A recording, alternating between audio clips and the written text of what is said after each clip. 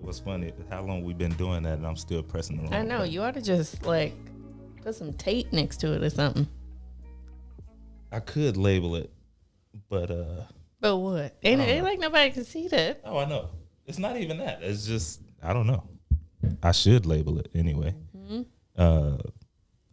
But until I do, I'll continue to press the wrong button, I guess. Yeah.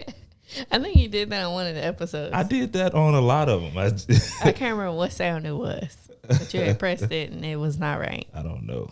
But yeah, most of the time I'm able to just kind of cut it out, I guess, or whatever. But yeah, I don't know. I keep mixing them up. Anyways, you ready to start this thing? Of course. Let's get it. Yo, welcome back to the #1 relationship / good time podcast in the world. If you don't know, I'm Trey. And I'm Q. And this is How Do You Love Me? And today, before we start, do you want to jump into how full our cups are? Yeah, because we forgot last We week. did, but Sorry, y'all. Listen, stuff happens. Yeah. So with that being said, Q, how full is your cup? I knew you were going to ask me first. You want me to go? No, I'll go first. I can go. My cup My cup is on 91%, I'll say. 91%. Okay. Got some stuff done this morning, like, housework stuff. I washed my hair, which it's been 2 weeks, and that's normally pushing it for me. And so, I don't know. I don't have anything to complain about at this moment. So I'm going to say I'm on 91%. How full is your cup, Trey? That's what's up. Let's go with 91. 91.3. Yeah. Okay. 0.3. Yeah, I don't know. I'm a little tired. Like, I guess, I don't know. It's probably that rice. I don't know. Probably. Maybe you don't really eat breakfast. Yeah, that actually might be it there. But so I'm a little tired, but outside of that, I'm good. Feeling good. Mm-hmm. It's a good day. We got some stuff planned, but Yeah. Yeah. We do. So that's where I'm at. Well, good. That's how I'm living. Yeah. Sad to see you a little tired over here. I know. It probably wore him out today while I was doing my little house stuff. Like, I washed my hair and got out and handling some little gel braids or whatever so that my hair could dry for a little bit before I put my products on it. And I decided to go wash the dishes and start the washer. And I was like, I looked over at Trey, and him and she were in the computer room on the computer. And I was like, basically, I was like, I thought you was in there messing with the vacuum.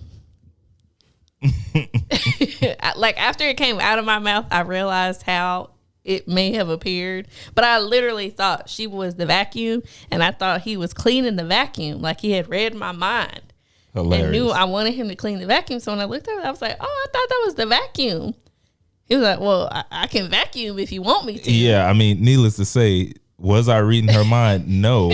But after the statement, I'm like, yeah, I can. Yeah. But I was like, if you use that vacuum, you're going to need to clean it out because it was full. It's full. Yeah. And so that took a while. And that probably wore him out because it was his first time cleaning the vacuum. Nah, that didn't wear me out. What's crazy, I woke up like this. Like, I don't know. It's not like a hazy or, it's just like, yo, I could probably go back to sleep. Do you think it's because you're out of your routine? No. Because normally on Saturdays you get up, you go wash the car. That's the thing. Run some other errands. This morning you didn't get coffee until... It was like 10 something, I think. No, it was 9 something. It was like 9.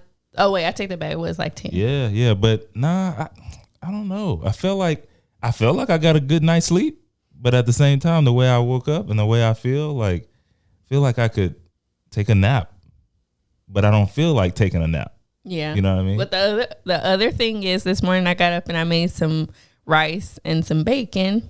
And so maybe you're not used to having that in the morning. Sometimes when you got a full stomach, it make you a little tired. I agree. but I was tired before 8. Oh, okay. Well, I'm trying to help you out. I don't know. Maybe it's daylight savings that's finally kicking your butt. That might actually be. I don't know. Yeah. But that's where we at. You know, we still gonna rock the podcast, obviously. But you know, because a little tiredness never stopped your boy. No. Your boy gonna get it done. No. Yeah. So in today's episode, we're talking about a thing called knowledge. Knowledge. There's a guy online. That's how he says it. Really? That's like the running joke. Yeah. Say it again. You got to get knowledge. Knowledge. Oh. Ugh. It's the null. Well, this was all, I say this every time, sparked by something that happened. And I was thinking about this. So a couple weeks ago, I was talking to a coworker of mine. And she was telling me a little bit about her husband and how he's getting into like woodworking. I think that's what it's called, woodworking, where he's like building like he's carving wood and making it into something. And so he's been working on I think a dining room table for them. Oh, wow. A dining room or a coffee table for them. And he's been doing that since COVID started pretty much. That was like the thing that he got into. And she was just saying like, you know, he kind of is ready to transition from his job, but it pays, you know, really well. And so, you know, she's kind of, you know, not uneasy, but, you know, it's just it would be a transition for him to go from doing something fun that he enjoys as a hobby to doing it as something he wants to do for work. And, you know, you want to support, but you feel a little nervous about that jump. For sure. You know, because you don't want them to jump out there and lose this good, secure thing for something that may be temporary. Yeah. You know, you may not, because people back in like years ago when I worked at the hospital, I used to crochet blankets and I would just do it out of the kindness of my heart. I would never tell anybody like, hey, you're getting this blanket, or I would occasionally, but I would just make it. And then I'd be like, you know, give it to them for their baby shower or birthday or whatever. But people would ask me like, hey, if I paid you to make me this blanket, right, how much would you charge? Yeah. And I always tell people, I don't want you to pay me for it because then it's not fun anymore. It's not fun anymore. It's work now. And I like to do this in my way. And if you start putting like deadlines and time frames deadlines and custom, you like, I want this color this way. I want it to look just like this. It's not fun anymore. Yeah. And the way I was doing it, it was fun. I could pick it up when I wanted to. If they never got it by Christmas, they didn't know. You know, because I was just making it out of the kindness of my heart, just doing it or whatever. And once it was done, I would just give it to the person. And so I can understand why she would be a little bit uneasy because, you know, it would be a totally different thing, you know, for him to go from a hobby to a career. Plus, you know, the kickstart for all that might take a lot of money too. Yeah. So anyways, I said all that to say I was just talking with her because I was like, well, yeah, Trey's a big dreamer. And I was like, yeah. And it's kind of hard for me because I'm not in that like same space, but I know he just has like really big faith. And I was telling her about, you know, some plans that, you know, Trey had. And I told her about how Trey likes marketing and how, you know, sometime he would like to do something in marketing. And she was like, oh, okay, well, I really hope that works out for him. And, you know, just we'll be praying for him and you continue to pray for us or whatever. So I was like, okay. And then we went on about our day. Well, that was like the beginning of October. Then this week she messaged me, or she video called me because we video chat or whatever. And she told me that she had like a lead for Trey. And she was just basically like, they went to this place to get their car fixed. And before they got ready to go, the mechanic was like, hey, what do you do for work? And her husband was like, oh, I'm in the marketing. And he was like, oh, great. We need somebody who can help us with marketing for our business. And, you know, they told him like, oh, well, that's not quite the work that we do, what you're looking for. And my friend was like instantly she thought of Trey. She was like, oh, wow. You know, this would be great for Trey. I need to pass this on to Q. Mm-hmm. She didn't say anything to the guy, but she was like, look, you might want to call him up, you know, have Trey call him up and see if this is something that's, you know, beneficial for him or whatever. Right.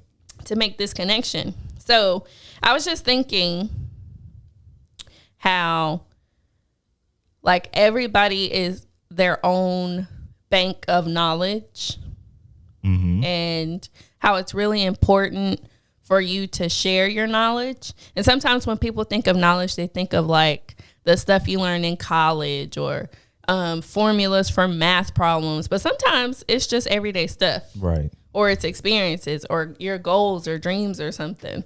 For sure. And it definitely helped in a way. Like it helped for me to share a little bit of my knowledge with her, because then she was able to make a connection, you know. Just based off of what you told her one time. Right. Right. So that's what we're talking about today. We're talking about knowledge and sharing knowledge and why it's important.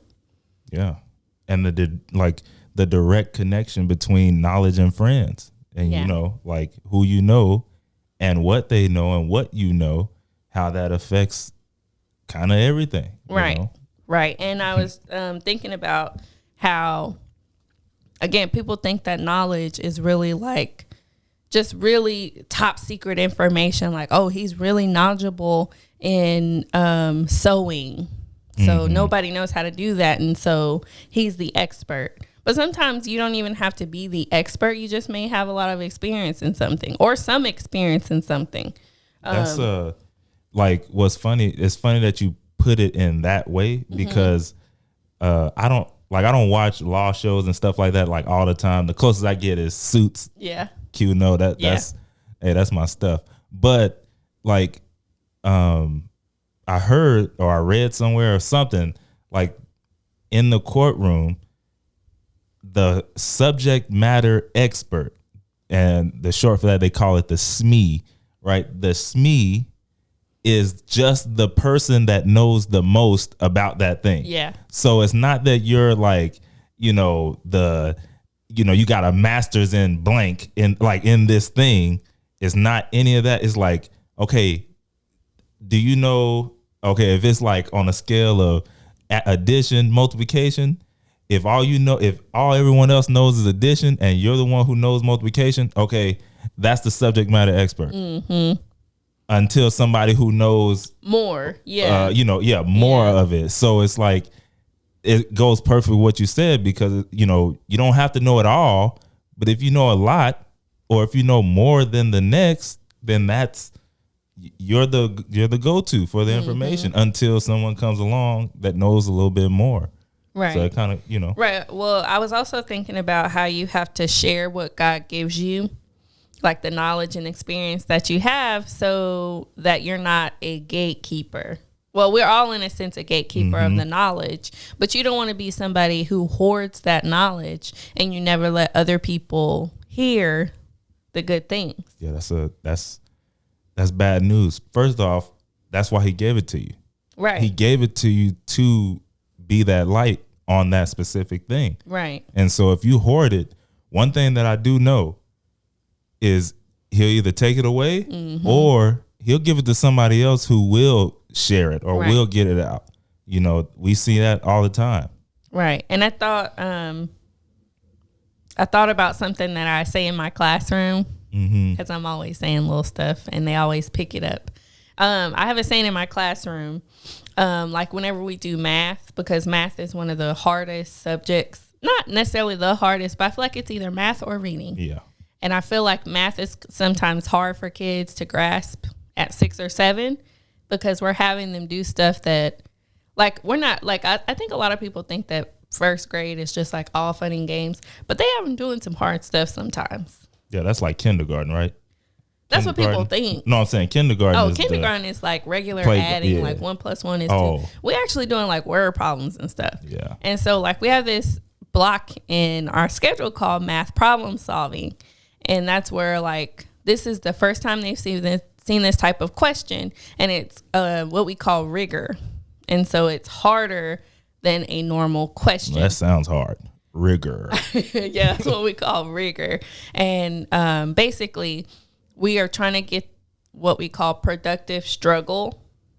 So it's basically like I just do it in a different way than other people do. I put the question up and I post it and I have them all glued in their journals. And then I gave them 5 minutes of no talking, no asking me any questions, and I just want to see what they can do. Mm-hmm.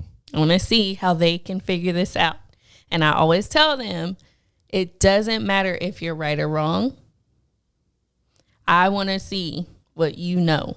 Yeah. Okay, so when that timer goes off and I'm asking for volunteers, I tell them, show me what you know so we can grow. Yeah, so like everybody else can also get right. it. Yeah. Right, because even if they got it wrong, like if somebody, because they love to share their journals. So when they come up to the board, they show their journal, they explain how they got the answer. And if more than enough kids do it the same way, then we're able to grow from it because I can see where they're thinking. Yeah. You know what I mean? Where they might have messed up at, or like, okay, everybody's getting hung up on this one portion of the problem. Let's focus on this. Yes. And in that, everybody wins. Everybody grows. Because now you look like the superstar teacher whose kids all know the stuff, and everybody else, like all the kids, knows the information and like knows how to get every section right. Right. Yeah, I wish some of my teachers did that with me. Yeah. Well, some people call it something different. I heard when I was student teacher, they called it number talks. Mm-hmm. So it was where this was totally different, but because I was student teaching in second grade, but in first grade, they actually write it down. But in number talks, the kids talk through their thoughts. Oof. And they don't even have paper. They're not allowed to write it down. Oof. So they have to do a lot of mental math. Section. But I use that same thing in my classroom, and I just tell them, show me what you know so we can grow. Yeah. And they say it too. They know. Like, I have to share what I know. Yeah. Because maybe some people out here don't know the answer or how they got it or that was me. Share. That was me. Like, I never knew how did you get this answer? I don't know. Yeah. Let me see your paper. It's like half work. Yes. And then I get an answer. Well, see, and that's another That's part me. of it, because like on this paper, we have it in 4 boxes, and it's like they have to draw a picture, write a number sentence. They have to write their answer in a sentence, like there are 5 dogs left. Oh, so they hitting all. Oh, yeah.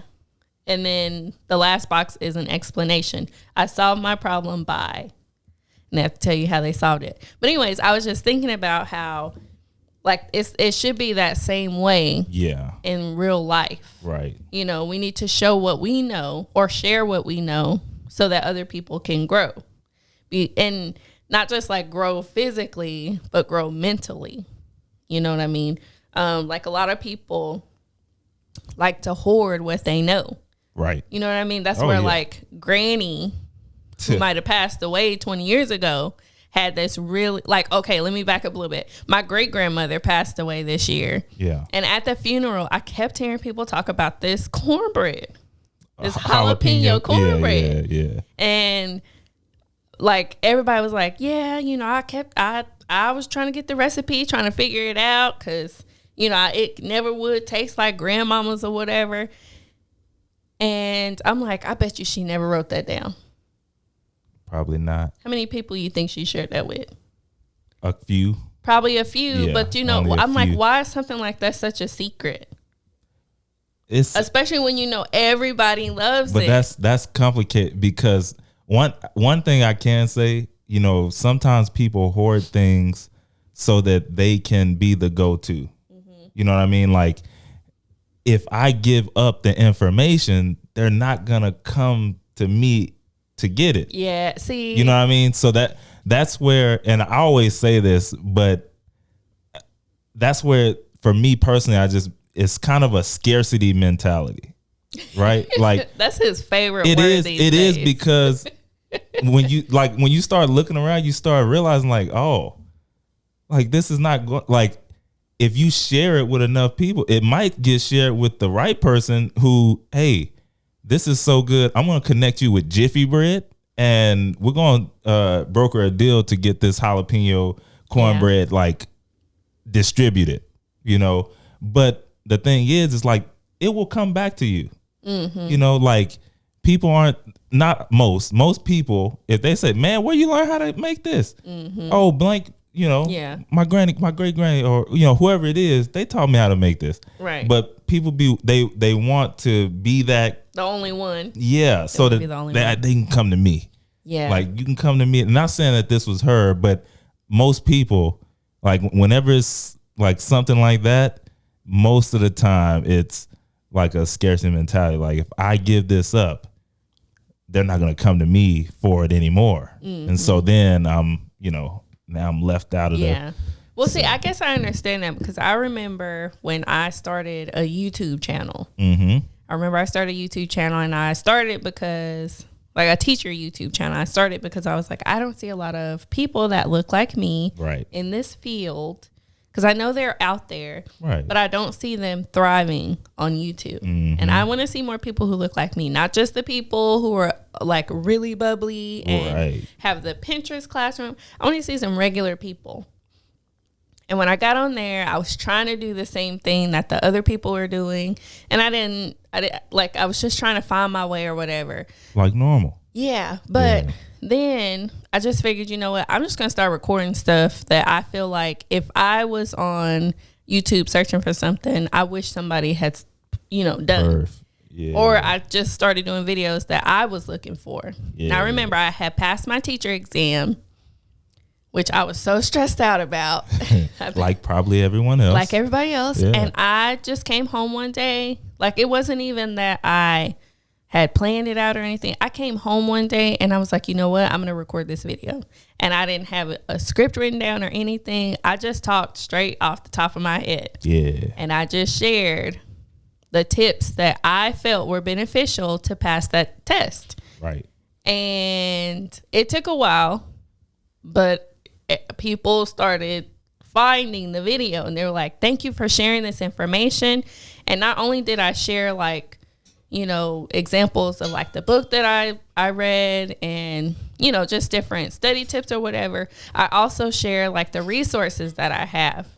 And I was feeling some kind of way because I was like, somebody had bit my video. Like they literally had copied my video, and I was a little upset because they didn't look like me. And I was like, but this video is going to get popular, like more popular than mine. Yeah. And I was like, that's not fair.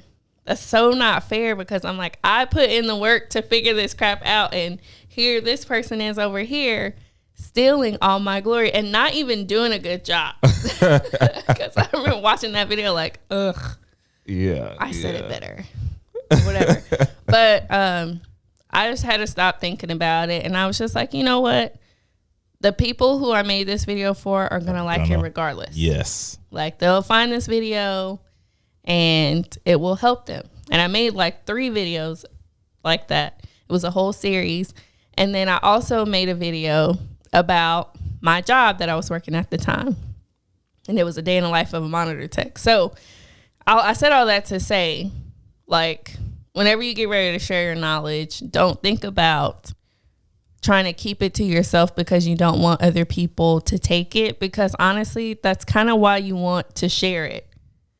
That's kind of why you want to share, because you want everybody to know. And of course, people are inspired when you do cool things. They are. And so I guess that's like the best form of flattery, even though sometimes I don't feel that way. But and you're not alone though. But that's a part, like for me, it's a part of the game. Like, listen, man, y'all all my sons. Like, you know what I mean? That way. And it's not, and I'm not saying it in like, a pretentious way or something like that, but it's like say for instance, like growing on social media, people would come to me all the time or send me messages all the time. I never had a problem giving out the game or giving out the information because 2 reasons, actually 3. One, the guy who showed me, it was a random white guy on Instagram. I got in his DM and I asked him, yo, how do I do this? And he literally wrote it back and like told me exactly what to do. He asked me, what name are you thinking about doing?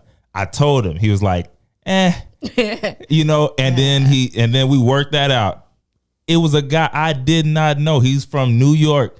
Like, hadn't talked to him before that, didn't like none of his photos before that. Like, I saw him and I was like, Like I knew that was it. Like, okay, this is what I'm looking for. And I just hit him up and he shared it all and it worked. And so then that's what I was like, oh, snap. But what's crazy is what you'll find out is like, that was number one. Because he did that, I was like, I'm going to do that. Yeah. Number two, you start realizing, oh, that's a scarcity mentality. Like trying to hoard it and keep it back. Like it's not a billion other people or 7, right? Like these ain't the only people. And if they watching theirs, they probably going to find mine and they going to watch mine too. Right. And like you said, if they're for me and we, like we vibe, they going to subscribe to me and we still going to rock whether or not, And then 3, when you start giving it out, right? Giving out the information and letting it go freely, you'll realize like it's going to come back. Yeah. Like at some point, now that video that you were talking about is doing pretty good. Yeah. Yeah. It's going to happen. Now, stuff like that, it is what it is. But yeah, that I always say it's just a scarcity mentality because, we're thinking about us, but then it's like, well, who did I make it for? Like you said, like I made it for people who are looking for a specific thing. Yeah, it got bit, but somebody gonna find me. And then if you like me, like I'm a person who, if I see it, I'm gonna be like, oh, look at the date on that though. So they made this first. Yeah. And then I'll go down their stuff because I say, oh, okay, they really got the juice because they made it first. But it happens. Yeah. It happens. Well, I was just thinking about how it's important to talk to new people, and not just stay within like your little circle. Because if you stay with the same people and they're not growing, then you won't grow either. I know a lot of people who feel like, well, they're in my circle and that's it. Anybody new needs to just go find somebody else to talk to. You can't get in here. Yeah, don't come over here trying to get in my circle. No new friends. But it's important to talk to new people because everybody, like I said, has their own bank of knowledge.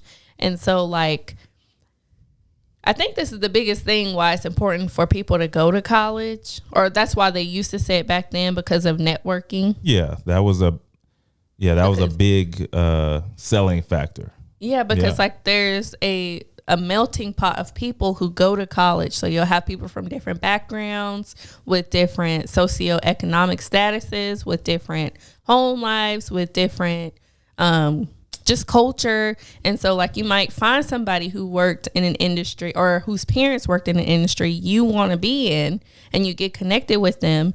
And the next thing you know, you have landed an internship. Big or time. You may move in with somebody who is a cook or like a chef, aspiring chef, and you don't know how to cook, and they teach you lots of new recipes. Yeah. Or, I mean, there's just so many things, but it's so important for you to talk to new people and share just a little. I'm not saying that you need to share your whole life, but it's very important to like talk to new people. Because I know every time I went to a new job, because I did job hop a little bit, I kind of started talking to the people around me. You know what I mean? Like I shared, they shared, and you know what? Then I can pass that on to somebody else. Facts. But if I never talked to anybody new, the only way I could learn something is by reading a book or hearing it on TV. And most of the time, the stuff that I'm watching on TV ain't trying to teach me nothing new. Yeah. So it's entertainment. It's entertainment. Yeah. And so like it's really important for you to talk to new people.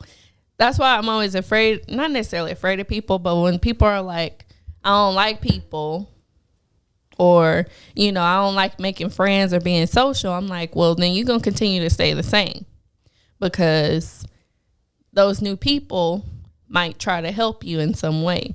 Yeah. They could help. They literally could help push you forward if you let them. Let me tell you. You literally never know who you're talking to. Like when you just talk to random people, one of the biggest examples. Now, I haven't cashed in on this yet, but one of the biggest examples, where we live right now.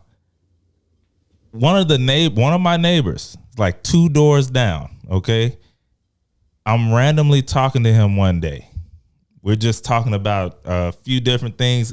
Anyway, it leads into, he was asking me about my golf clubs. I was putting them in my trunk because I was about to go and practice. And that's how it kicked it off. Well, like, I don't know, after a few minutes, somehow he asked, like, what was I doing on this, outside or whatever? And I told him about marketing and stuff. And he was like, wow, my nephew, he's in that business, right?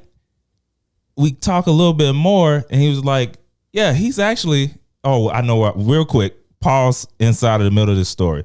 I wanted to start it off by saying, there's a book out there, I think it's called The 7 Degrees of, you're 7 degrees away from everyone in this world. It's 8 billion people in the world. Some kind of way, you're within 7 degrees away. And Will Smith, he just had a book come out, right? Mm-hmm. Nonetheless, talking to him, back into the story now. Sorry, y'all, Shiva had us off. But back into the story, we're talking. I told him about that, and he said, "Oh, I got a nephew. He's in marketing and advertising. Matter of fact, his business partner is Will Smith's brother." He was like, how long? Basically, he was like, he was trying to see if he could find a way to link us up. But what's the crazy part about that is, it's just like, had we not went down that path, I don't know how it got on there. Mm-hmm. But now you realize, like, oh snap, I'm only like 3 degrees away from Will Smith. Mm-hmm. Literally, like, he talks to his nephew. His nephew talks to Will Smith's brother, which, by the way, I had no clue he had a brother. He talks to his brother, and then boom, his brother, that's direct to Will Smith. And then when you get, and I'm not saying that this happens, but I'm saying then you get in a circle where Will Smith is there, and now look at all those connections. Mm-hmm. Now I'm probably 5 degrees away from Barack Obama, because he probably know the Barack direct. I'm just saying, like, you don't know what or who other people know, and when you shut that off, like, if I was like, went outside, put my golf clubs in the trunk, and then opted not to have a conversation with him by just saying, "Oh yeah, I'm on my way to the golf range, I'll holler," and got in the car, took a couple extra minutes, and relationships get built and things can change. You never know. You never know. Yeah, closed mouth don't get fed. It don't. And your mama told you that. Oh yeah. I was thinking also about how friendships change with age, and we've talked about this before. It's because your personality, your values, and desires, they change over time. So your relationships will too. Yeah. And so like I specifically remember at a certain point, I was like, I want more married friends. Yeah. And I started searching out people who were married, but it didn't work that way, because you can sometimes go searching for something, but it may not be what you're looking for. And then other times I was like, now I want to find more teacher friends. Right. And again, but honestly, you just got to open yourself up to those things and just realize people in the same kind of lifestyle that you're in will more than likely have the same values. For sure. Or similar, not the same. Close. Similar. Yeah. And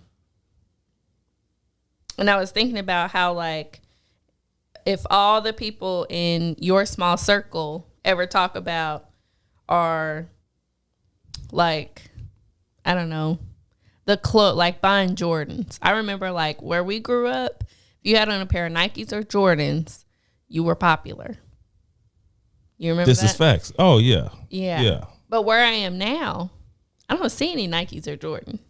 Yeah, no. You probably see what, Asics? You see? Yes, I see some Asics. I see New Balance. I see Doc Martens probably. Yeah, and I see, just all kind of different shoes. Mm-hmm. And I'm like, okay, well, I'm in a different space now. Like, I necessarily don't need to be. And not that I went out. I bought a couple pair when I was in high school and a little bit after that, just so I could fit in. But after a while, I just realized, you know what? Ain't nobody paying attention to these shoes. Not really. Like, that was the funniest thing.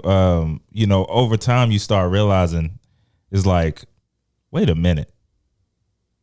This, first of all, the feeling only lasts a couple, couple or 1 week to be exact, because the next week it's another pair coming out. Yeah. So it's, you talking about Jordan? Yeah. So it's like, okay, who got those now? Oh, it's this person. Right. All right. They forgot all about yours from last week. So when you start realizing that, you're like, oh, forget this mess. I'm gonna get the ones that I like. Right. Because what you see is you see some who fall into a trap. Now again, it ain't tricking if you got it. If your parents, want to buy you every pair that come out, hey man, you won. You hit the jackpot. All right. But if not, and you doing it and you just buying every single one just because it's the newest one, I started seeing it's like, yo, I don't even like this color or this one. So like, why would I waste my money? And then I don't even really like the shoe. So I shoot probably by sophomore year, I started buying the ones that I liked. Like if I liked them, that's the ones I got. Yeah. Then you start seeing, you see people who, they got it, and then they say it like, I don't even really like these like that. Yeah. But they all right. But you got it because they came out this week. It got to be hot. But it's other ways. We were talking in the car about this too, and Trey was just saying like some people may not know what they're knowledgeable in, and you were saying like you should ask yourself, what do I know a lot about? Oh yeah, if you're struggling with I don't really have a thing. You do. Everyone does. I don't know, probably a couple weeks ago, I was talking with you about this. God gave us a measure, right? Yeah. And I personally, in the Bible, it says he gave us a measure of faith. But I took it a step further and I was like, I think he gave us a measure of everything on the spectrum. Yeah, I agree. And it's like some people have a measure of, let's say a running ability, right? You might be able to run extremely fast naturally, barely any training. You are fast. I'm the same body type, same build. I can't run that fast. Yeah. Right. But God gave me a measure of running ability, and you can train that measure into a higher ability. And that's what, takes you from being average and then elite or great is because you actually trained whatever piece or portion that he gave you. But everyone has something. Yeah. And so with that, look inside. So I said, what do you know a lot about? It's crazy, but you probably know a lot about a certain thing that someone else doesn't. Right. And it's just how do you know that? Right. And it would lead people to say, how do I do this? Yeah. People will start calling you and asking you. And that's how you know. That's another way. How do I get started in this, Trey? Yeah, that's another way. Yeah. So you need to think about what are things that people ask you about like that. Hey, if they calling you or texting you about a certain subject or a certain thing, you probably know a lot about that. And that's something to consider. Yeah. And then, because it was so funny. The other day, one of our friends had reached out to Trey and asked him about, what was it? A gun? About getting a gun? Yeah. And I was like, I don't even know if Trey is that knowledgeable in that, but maybe in the circle of that person, maybe Trey is the It's me, the subject matter expert. I'm like, what did you make up? I forgot. No, I remember early in the podcast, but it's no, you were right. I don't know a boatload about it, but I know enough to know okay, wait, I got one. So here's what I know. Yeah. Yeah. Right. And you take that and run with it, even farther. Right. And so that's a good way to do it. Okay, who knows the most about this I know? Or not even that I know, because I'm pretty sure he knew more people who know. But maybe comfortability. Yes, because that's what I was thinking. Sometimes you can't ask everybody. That's true. Who has the knowledge about something, because their experience will be different. Yeah. And if you ask someone in a different generation, they might be like, that's not safe. Or you know, someone with a different kind of upbringing, they may be like, you don't need one of those at the house. We got the Lord. Yeah. You come in here, we're going to give you the peace be still. But yeah, I was just thinking, like, what are you knowledgeable in? Do you know? Or do you want me to share what I know I'm knowledgeable in? Yeah, you go and I mean, I know I am in a lot of things, but not like, I don't know. You go ahead. Well, I was just thinking about it longer, so I probably have more time. Yeah. But I was just thinking, like, even though, like I said, I'm not an expert, people come to me and we talk about this. Maybe not ask questions, but we share our experience with each other. And one of the things was crochet. Just the other day, I think it was like Wednesday, one of my coworkers walked all the way down to my room before school started and was like, I wanted to gift you this book. And it was like a crochet book, like crochet pattern book. And she was like, I know that you know how to read patterns and you make some really nice stuff. And so I wanted to give this to you, because she was just basically saying, like, she's not really good at reading patterns. She's more like a simple pattern person. And I was like, oh, thank you. But I was like, maybe I come off as someone who is an expert. I do know how to read patterns. And I haven't really crocheted in a long time from a pattern. But I was like, okay, maybe I do have some knowledge in that. You do. You know? Yeah. Another thing could possibly be maintaining my natural hair. That's facts. Even though I'm not the expert, I've had natural hair almost 3 years, and it's not breaking off. Yeah, somebody just started. It's not breaking off, and it's full and it's healthy looking. And I try to maintain it, so that could be something. Another one is starting a YouTube channel, and while you know mine isn't as successful as some other people, it is pretty still good. It's making money. Yeah, hello. I'd like to share that with y'all. But what I'm saying is, like, you know, a lot of people, they never get to that point, right? So obviously you know something, right? Another one, which is so funny, I think is hilarious, changing jobs. Hey, that's a business. It is. And then another one is answering questions on an interview. Yeah. Because I've changed jobs so much, I feel like. But that's, somebody's making money right now teaching people how to, you know, how to interview or how to write a resume. Like, there are people who are experts at everything. And whether or not you, like, to you, because I mean, to answer your question, it's a lot of stuff. I think stocks. And I'm not golf, I mean, clothes. People always come, fashion, hey man, fashion, and fashion. You know, that realm, color matching, all that kind of stuff. I love that. That's where I would say I've went deep into. Everything else, I'm like intermediate, or like, you know, somewhere like I know enough I can have a long conversation about it.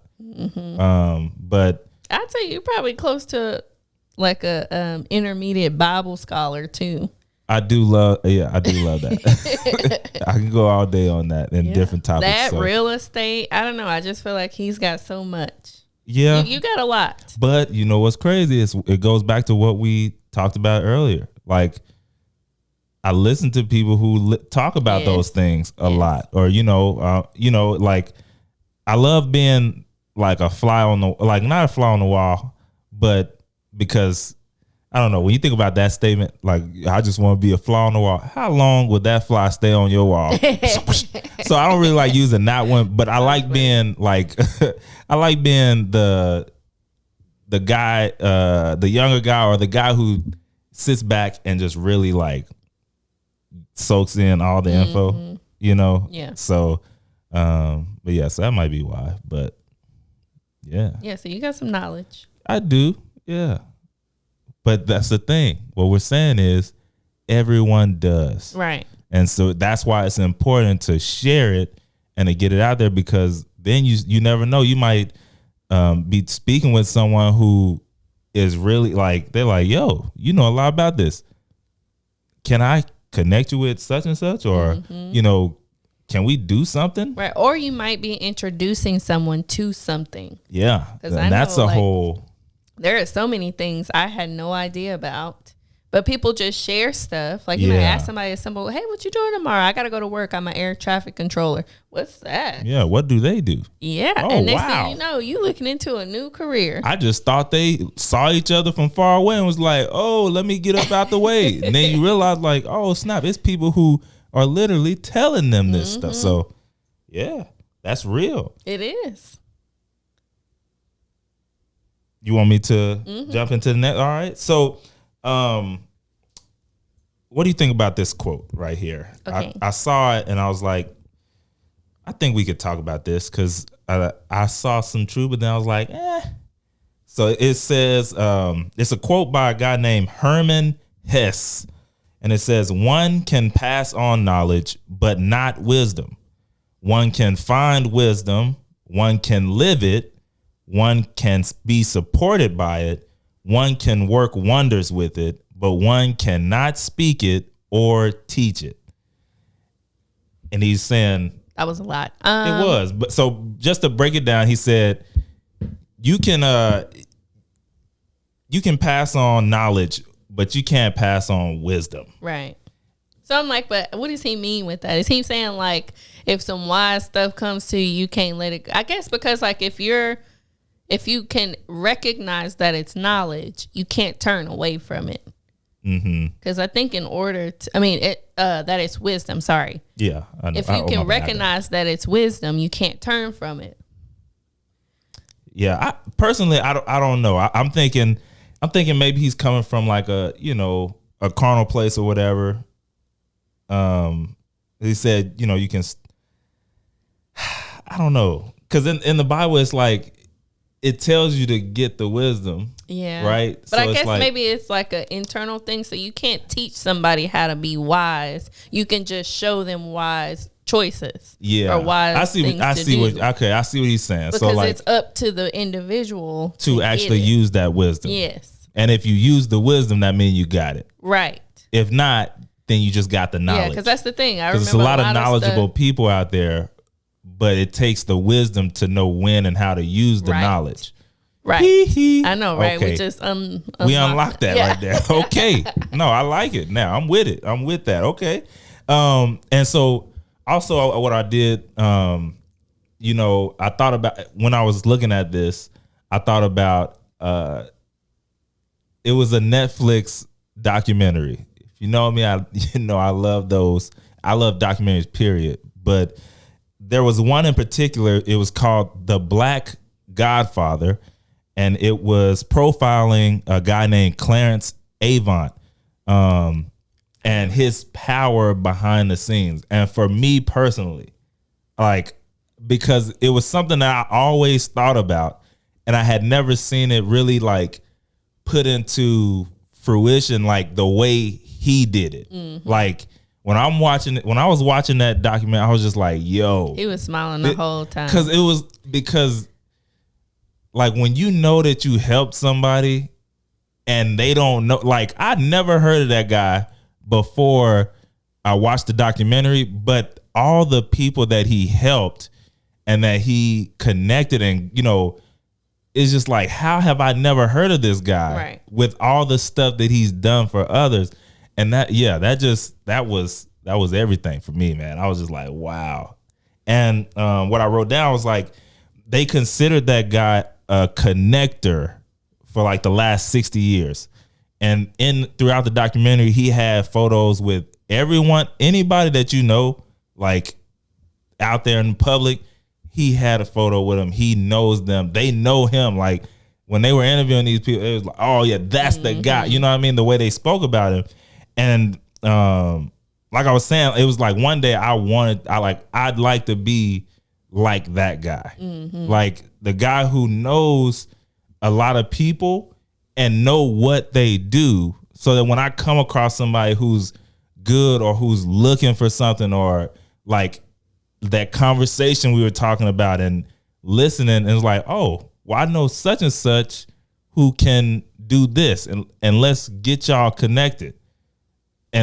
But I can't connect you if I don't know that person, and I can't connect you if you don't tell me your story. Yeah, you don't conversate. So that's what this whole thing is about. It's like, you know stuff. Mm-hmm. Let it out. Talk to people. You don't have to be a shell. Mm-hmm. And you don't. And just because you're telling people stuff, that also don't mean you gotta, be loose-lipped and tell everything. Yeah. Right. That's a whole thing on itself. Just how to communicate. But letting people know things. That's how you can get into certain spaces and not. It's kind of like a cheat code, really. Mm-hmm. Like, yeah, you could probably still get there, but if I talk to somebody who knows the direct connect and they just boop, throw the alley-oop, then I just saved myself, who knows, years? Right. I thought the cool thing about that was they, like, when they first started the documentary, they were like, who is that? No, for real. What does he do? And everybody was like, he just was who he was. Like, he needs to be there. That was kind of what it was like. You need to make sure you invite this guy. Yep. And they're like, well, what benefit is this? Just make sure he's there. Yep. It was almost like they didn't know, but they knew. Like, it was just like I think people kind of maybe thought of him as like a socialite. Yeah. But he was just like a connector. He was the bridge between so many different things because he was trusted. Yeah. And he knew how to read people. Yeah. And he would help make deals. Yeah, he would help make deals. And I think they were saying he could like if there was tension in the room or something, like he would be like a mediator kind of. Yeah. So it was like. And what's crazy is even on Google, that still was like one of the highest things. Like, what did Clarence Avon do? And that's the thing. And it actually got into, like, if you get enough into the documentary, it did get into it. Like, he had credentials. Like, he had owned radio stations and like. He worked with some people. Some big musicians. Like, one of his biggest ones was what's his name? He died not too long ago. You asking him? Dang it! I can't remember. Quincy? No, not Quincy. He's still alive. But no, he was man. I can't think of his name, and I can't think of any of his songs. But you knew him. But yeah, the other thing that was important about it was he was black. Yeah, and he wasn't. I'm going to say this, but look, just get it. He wasn't the most attractive guy. So it wasn't that he looked like, it wasn't like he had an appeal about him that made people want him in the room. It was really about his personality and his, like his strength of who he was. Facts. And so that to me spoke more than anything else, because a lot of times people just, they kind of, I ain't gonna say they tolerate you, but if you dress nice and you look good too, just let them come on in. Yeah, we need some more beautiful people in this party anyway. That's facts. Yeah, that's facts. You had something else? No, that was it. Okay, yeah. So, I had written some stuff down just to make sure we, had enough time in here, and I think we did. So, another important thing in all of this that I wanted to speak on was protecting your environment. Because that's one of the biggest things, like, and everything that we're talking about in this episode, one of the biggest things you can do is protect your environment. Like, your environment will change. Your environment can change you before you can change the environment. Like, groups of people, they influence you. No, like, there's no way around that. Like I said last week. There's no way around it. If you haven't looked at the episode from last week, go watch it. She said it. So if you're around a bunch of drug dealers, listen, I got the sacks. You gonna be one, right? If you're around low level thinkers, you're gonna become a low level thinker. It's not rocket science. It's just, look, if you're against gossiping, like you don't like gossiping, but you're always around it, you're gonna end up gossiping. You're gonna end up one of them days like, I did see such and such. You're going to end up doing it. Yeah. Because that's what you're around. And so you're the average of the 5 people that you hang around. So whoever you want to be, you want to find your way to get around it. You want to find a way to get around it. And when you're in those circles and you're in that atmosphere, it'll raise you up, or you'll raise up to that, because nobody wants to be the dud. So you're going to end up raising yourself in there, That's funny. Yeah, for real. But just in closing this thing up, knowledge without wisdom, just like action without wisdom, can be a person or an organization off the rails as quick, can take a person or organization off the rails as quick as anything. And because of this, as well as for many more reasons, we should be hiring for wisdom, like training for wisdom, encouraging it in every way we can. Right. Whether that's in business, in your personal life, any other course, anything else you can think of that's unwise. You want to be wise, because then when you get wisdom, now you can start seeing like, well, maybe I shouldn't tell this person. Yes. Right. Or I should at least say something to this person, or, all these different things. When you have wisdom to learn it and to know when and when not to do things, that's really when you got the knowledge, So anyways, don't forget, leave a review and subscribe wherever you're engaging in this content. As always, this is it, right? I just want to make sure you don't have nothing else. No. All right. Another one in the books. As always, don't forget, it's high thinking, strong faith, simple living, smart work. Peace. Bye.